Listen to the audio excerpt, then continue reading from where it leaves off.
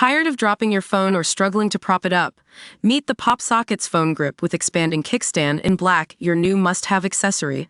Don't miss out. Grab yours today. Click the link in the video description to shop now on Amazon. Welcome to Champions League Spotlight. I'm your host, and we're just hours away from the last 4 teams being decided in one of the most unpredictable tournaments on Earth. The Champions League quarterfinals have left us with a thrilling set of matchups that will surely thrill fans around the world. Let's start with Villa Park, where Aston Villa took on Paris Saint-Germain. Now, you'd think with PSG having that 2-goal lead from the first leg, Villa would be in trouble. But not tonight. The home side delivered both goals for themselves and goals for the opposition, storming back with 3 strikes to snatch victory from the jaws of defeat. It was a delirious evening in Birmingham as Villa's fans celebrated what could have been an incredible upset. But despite that thrilling comeback, Villa ultimately fell short of advancing to the semis. It all came down to one stoppage time moment in Milan, where Bayern Munich still trailed by 1 goal.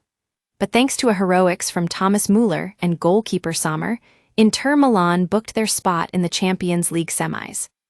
We can't forget about Borussia Dortmund's Guinea international star, Issa Diop Guirassy. He put on a show with his hat trick against Barcelona, making him the Champions League's leading scorer for now. It's been an impressive run of form from the striker amidst what's been described as a terrible season by Dortmund fans. Moving on to Arsenal's matchup against Real Madrid, we saw some great performances from the Gunners' star striker, Gabriel Jesus.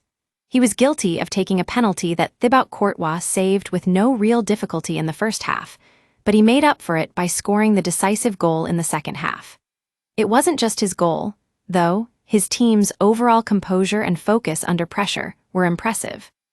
It's interesting to note that Arsenal could have taken their foot off the gas with a 3-goal lead from Real Madrid, but instead, they kept things tight, ending any hope of a comeback. Their coach ensured his squad didn't get overwhelmed by the occasion at the Bernabeu Stadium, and we can expect them to bring that same level of discipline in their semi-final match against PSG.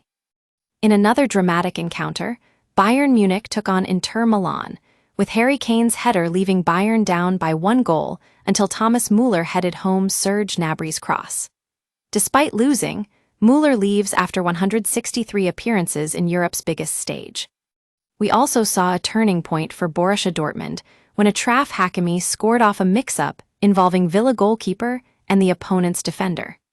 His team fell short of making it to the semis, but that second-half goal gave us a glimpse into what could have been if they hadn't committed so many defending errors. Lastly, Real Madrid struggled to convert their 3-0 lead over Arsenal, with William Saliba falling asleep in his own penalty box and scoring for the visitors. The Madridistas' reliance on routine saves from David Raya highlighted how far off their team was from achieving victory against this formidable opposition. That 1 goal sealed the tie for Arsenal, giving them a dream run to the semifinals. And that's where we stand now. Barcelona will face Inter Milan in one semifinal match, while Arsenal takes on PSG in the other. What Champions League magic can these teams bring us next?